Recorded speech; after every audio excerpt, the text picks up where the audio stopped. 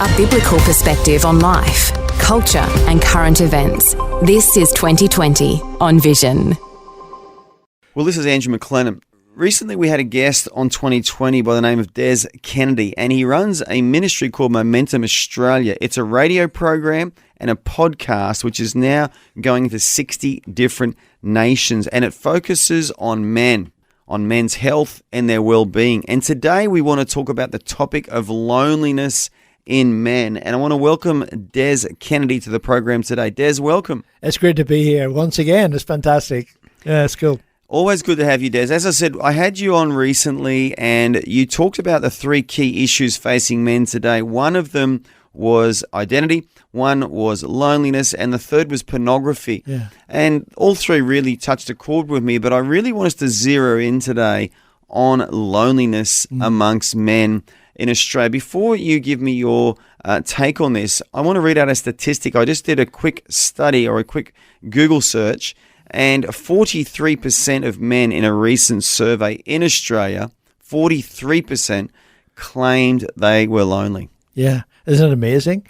And I think it's way above that. I think there's a lot of people who don't realize that they're lonely, because they could just do life and they've got their kids around them and their wives and they say, I'm not lonely. But in actual fact, they are lonely. They don't have, a buddy that they can go to and even just to go and have a beer with, for example, just a buddy who can hold them accountable and do life with. Because if you don't have that person when life's going good, you're not going to have that person when life's going bad. And so, and that leads to all sorts of issues in your life in that space. Yeah. So I'm just going to, play devil's advocate here. So if someone is married and they've got kids right now and they've got neighbours and there's, other families that they're kind of friends with, and you're saying that you can still be lonely in that context. And if one of those guys today said, well, how can I be lonely? I'm surrounded by people. What would your answer be? It's simple. I mean, we know in Australia that the whole thing of she'll be right, mate. I'm okay. I'm good. And that's where, are you okay? That whole mission was all about getting people to dive a little bit deeper. So if I went to you and said, how are you going? You would say, yeah, I'm okay. Yeah, and that's okay. But probably you're not okay. Yeah. It could be all sorts of things in your life that you don't want to talk about. And you'll only talk about those things when you're alongside somebody you trust.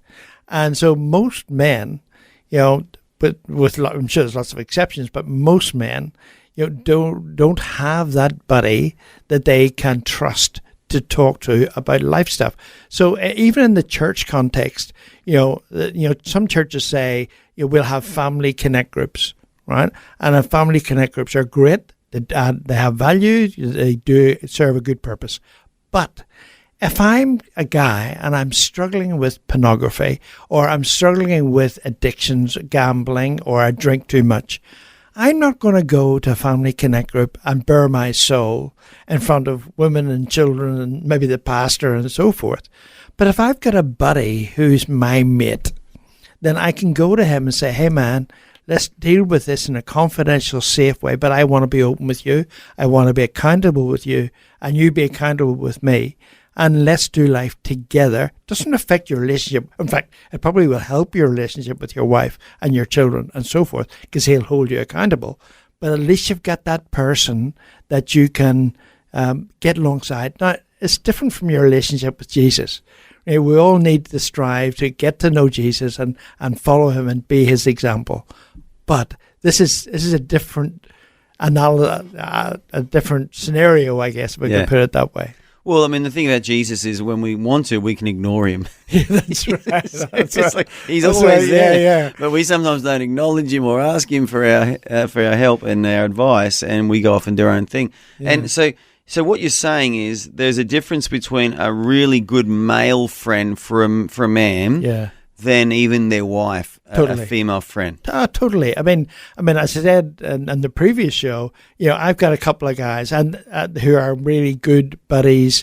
I can have a glass of wine with them. I can socialize with them, but they watch me and as a leader of a men's ministry, I have to be held accountable for how I live my life. And so, they're on my case.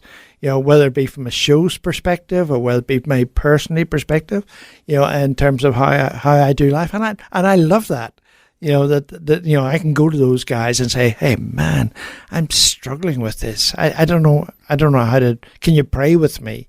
Can you talk me through this? And I have a very dear friend who may end up listening to this show, and he's been struggling with all sorts of issues. But we get together once or twice a week, we pray together, we talk through issues, don't necessarily have all the answers, but it takes him back from the edge, right? And so that's so important. Yeah. I can remember once, again, before I became a Christian, I was at a board meeting in Brisbane, down near the Gabba, and I was sitting talking to this guy, and we were talking about, he was on this board as well, and we were talking about, getting together as a mate and just doing lunch and, whatever. Anyway, that was a Wednesday night. On the Friday morning, I get a call from his wife in hysterics because she'd found him hanging in the garage. Oh, man. And so that's real. That's a real world. Oh, man. And so, nobody knew. Nobody could tell. He had nobody that he could talk to or open up to or disclose what was going on in his world, not even to his wife. So he felt like he had no one. There probably were guys who were willing to help, but they he didn't know. felt that there was no one to talk to. That's so sad. That is so sad. And that's so prevalent. And I know even in the church world, I know many examples of guys who just were at the end of themselves and that they didn't talk to anybody. They didn't engage with anybody. There was a guy, it's a funny story, in the same similar vein. There was a guy who some years ago was in IT. He had an IT company. He had suffered from cancer. His wife had left him, and he was really struggling with life. And he decided one Friday night that he was going to go up to Mount Gravatt Lookout and throw himself off. He did not want to do life anymore. But, God's amazing, because what happened was his GPS to take him up to the lookout took him into Rover Street, and he drove into Hillsong, Mount Gravatt. And so Friday night church was on, and he was stuck. He couldn't reverse the car. He couldn't get out of the car park. So hang on, the Google took him to Hillsong Church. Yeah. He Instead of the lookout. Yeah. And so he went in, and he couldn't believe what was going on. So he went in and ended up giving his life to the Lord. Amazing. And he actually led a fishing group, which was one of the Connect groups we had in Mount Gravatt. And he had 109 guys in that Connect group. 5 of them were Christians. Amazing. The rest were just, people who wanted to do life together. Yeah, who needed that male company. And I'm just thinking about this. I mean, this is so biblical, isn't it? Because Jesus gathered 12 disciples to himself, and he gathered them personally. Like, he called them individually, didn't he? Yeah. But then he connected them together. And these men did life together, literally. Well, we see them for 3 years with Jesus, but even after Jesus left, what we see is the apostles stayed together in Jerusalem. They went out, but they came back. They went out and they came back. And, the interesting thing, not one of them fell morally. Yes. Because they had really good friends who were men. Yes. And let's be honest, in the church world, the problem is even amongst pastors, they get lonely. Yeah. And this, I've been a pastor for 18 years, and I've seen this. And the sad thing is, the more successful a church becomes, the more isolated the pastor becomes. And it's the same scenario all over again, that there's no one in the church he feels he can talk to. He can't talk to his wife. He's struggling with things, and he doesn't have any friends. And that's right. And I've observed this with pastors over the years, and it kind of annoys me, because the more successful they are and the bigger their church is, the less inclined they are to talk to someone, even another pastor, because he or she's not on their level. And we see the same cycle repeating itself. But the apostles didn't fall because they had tight friends. Yeah, and they were at the same level. I mean, you're absolutely right about pastors. I mean, it's such a difficult job, because everybody looks up to you. And so are you going to go to one of your parishioners and say, hey, I need a buddy? Well, you probably should, but they don't do that, right? And so they try and cover. There's a well-known ex-pastor called Richard Fay, who's from Brisbane, and he runs counselling for men. Amazing guy. Good plug for him there too. So yeah, no, that's right. He's in Brisbane. His name's Richard Fay. Just Google him. Yeah, no, well, that's a good recommendation. Well, he's a great guy. You probably wouldn't get in to see him. He's so busy, but he was a pastor and he burnt out. He said, I can't do this anymore. He didn't have those bonds and those relationships that he needed to have, one, to keep him accountable, but two, to keep him grounded and keep him engaged. And it's crazy. Yeah, it's so true. So you've sold me. I know. All of our listeners now know, and even some of the women listening today, you could be married to a man, you have a brother, a friend, or a relative, and you know they're lonely. This is the $1 million question for you today, Des. How does a guy find a friend, especially when you're in your 40s or even your 50s or 60s? How do you go and make a friend? How do you do that? That's a really, really good question. And we all know lots of people, right? But find somebody. In your circle of friends, there'll be somebody who you connect with. There'll be somebody you look up to. There will be somebody who maybe is in the same time of life, sphere of life that you are. Reach out to that person. Now, you may have to reach out to 3 or 4 before you get the one that really wants to be your buddy.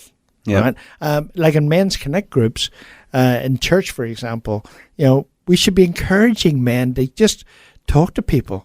Get a feel for people, get to know people, and you'll find that one person that you got that connection with. But you've obviously got to be a little bit more intentional on that, haven't you? Yeah, you're going to have a conversation, aren't you? And you're going to say something like, hey, bro, I want to agape you. Is it like, or no, you could, but you might get the wrong outcome. Let's hope they know the Greek. Yeah, that's right. But my point is, you do have to take it to another level, and I would like to suggest maybe you just say to a guy, hey, can we have a coffee one day? Exactly. That's all it takes. Yeah. Get outside the space you're in, whether it's church or men's group or small group, whatever it is, and say, can we catch up? Can I get your number? I got your number today, Des. Yeah. I like you so much, I got your number now. I'm going to stalk you. But it's true. So we've got to make that step out. We've got to step out over the line and say, hey, can we have a coffee? Can we hang out? Can we do something together? And that's usually a great start to a relationship, isn't it? Intentionality is everything, right? In any sphere of life, be intentional about what you want to do. And this in particular, because if you don't do it, you won't have those friends. You won't have those people around you that you need to support you and encourage you, and in your Christian walk as well as your secular walk. Yeah. Absolutely. Well, Des, as always, it's been such a pleasure talking to you. And we were just touching on these subjects, but I want to encourage everyone to go to your website. Yeah. Because through your website, which is called momentumaustralia.org, people can access your radio program, the information. It's airing across Australia in 40 stations, I believe. They can access your podcasts, which are now going to 60 nations around the world. Amazing. And there's a YouTube link as well, but momentumaustralia.org, momentumaustralia.org. Guys, Des and the team are here for you. Yeah. They want to help you. They want to empower you. They want to see you make some really solid friends who can journey with you through this thing called life, so that we can all finish strong and finish well together. Des, what are your final thoughts? I think I'd certainly just what you said is absolutely spot on. Guys, just make the effort to find a buddy. Find somebody who you can trust, who going in the same direction as you're going. Don't look for somebody who's going left field. That's not where you want to be. But somebody you can trust, somebody you can honor, and they can honor you, and do life together with them. And meet them, like you said, once a week for coffee, every other week for coffee, whatever.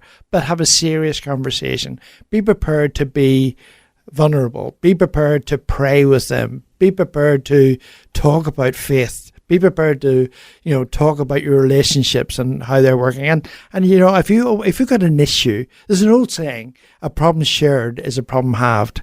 It's that simple. Yep. Yeah. So true.